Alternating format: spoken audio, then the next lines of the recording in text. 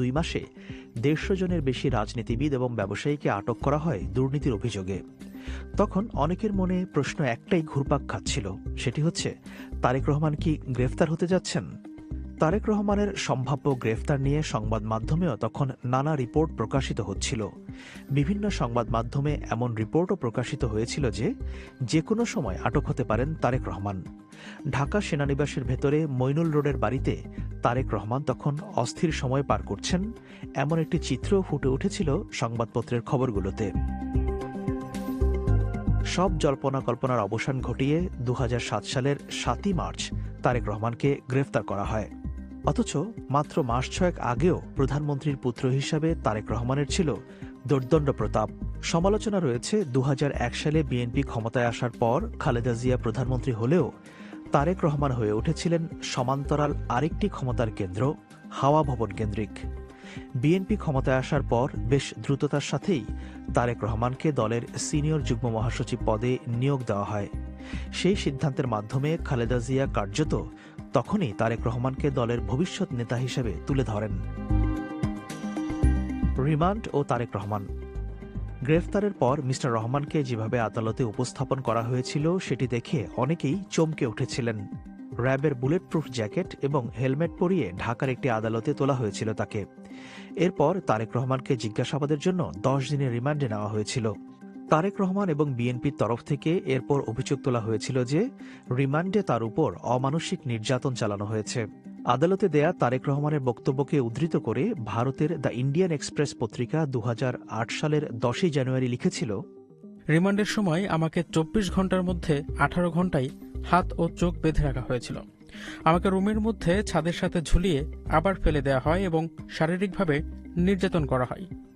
কারাগারে থাকা অবস্থায় মিস্টার রহমানের উপর নির্যাতনের অভিযোগ তখন বেশ জোরালোভাবে দলের পক্ষ থেকে তোলা হয়েছিল। খালেদা জিয়ার সাথে সেনা কর্মকর্তাদের দর কষাকষি।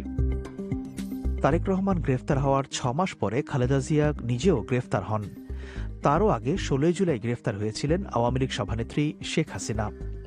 খালেদা জিয়া ছিলেন তখন সদ্য বিদায়ী প্রধানমন্ত্রী, কিন্তু শেখ হাসিনাকে গ্রেফতারের পর খালেদা জিয়াকেও গ্রেফতারের জন্য তৎকালীন সেনা সমর্থিত সরকারের উপর চাপ বাড়তে থাকে। অনেকে ধারণা করেছিলেন যে সরকারের সাথে সমঝোতা করে 2 ছেলেকে নিয়ে খালেদা জিয়া হয়তো দেশের বাইরে চলে যেতে পারেন। তৎকালীন নির্বাচন কমিশনার অবসরপ্রাপ্ত brigadier general M Sakhawat Hossain নির্বাচন কমিশনে 5 বছর বইতে এ সংক্রান্ত একটি ধারণাও দিয়েছিলেন। আওয়ামী লীগ সভানেত্রী শেখ হাসিনার গ্রেফতারের পর গুঞ্জন হচ্ছিল বিএনপি চেয়ারপারসন বেগম খালেদা জিয়াকে নিয়ে। অনেকে সন্দেহ পোষণ করেছিলেন যে খালেদা জিয়া শেষ পর্যন্ত তার 2 পুত্রকে নিয়ে দেশের বাইরে চলে যাবেন। তবে এই গুঞ্জন পরে সত্য বলে প্রমাণিত হয়নি।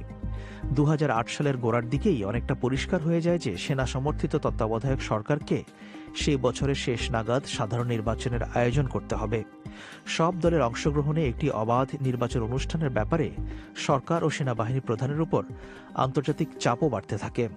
তখন থেকেই রাজনৈতিক দলগুলোর সাথে আলাপ আলোচনার প্রয়োজন অনুভব করে তত্ত্বাবধায়ক সরকার। বস্তুত পর্দার আড়াল থেকে সামরিক গোয়েন্দা সংস্থা বা ডিজিএফআই এর কর্মকর্তারা রাজনৈতিক দলগুলোর সাথে যোগাযোগ শুরু করে।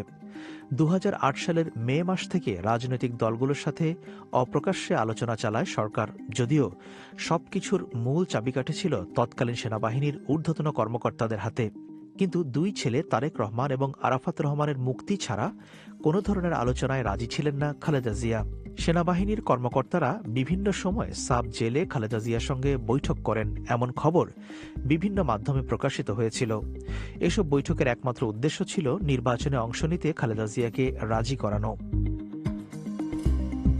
বিএনপির সিনিয়র নেতা মওদুদ আহমদ তখন কারাগারে ছিলেন। তবে ওই সময়ের বিভিন্ন বিষয় নিয়ে তিনি পরে যে বইটি লিখেছেন তাতে তিনি খালেদা জিয়া এবং সেনা কর্মকর্তাদের মধ্যে দর কষাকষি নিয়ে বিস্তারিত বর্ণনাও দিয়েছেন। মিস্টার আহমদ তার কারাগারে কেমন ছিলাম 2007-08 বইতে লিখেছেন, সেনা কর্মকর্তারা শুধু আলোচনার উপর নির্ভর করেননি, একই সাথে খালেদা জিয়ার বিরুদ্ধে জিয়া চ্যারিটেবল ট্রাস্ট এবং জিয়া অরফানেজ ট্রাস্ট মামলার প্রস্তুতিও গ্রহণ করে। 2008 সালের 26 জুন নাইকো দুর্নীতি মামলায় কারাগার থেকে আদালতে নেওয়া হয়েছিল খালেদা জিয়া এবং মওদুদ আহমদকে।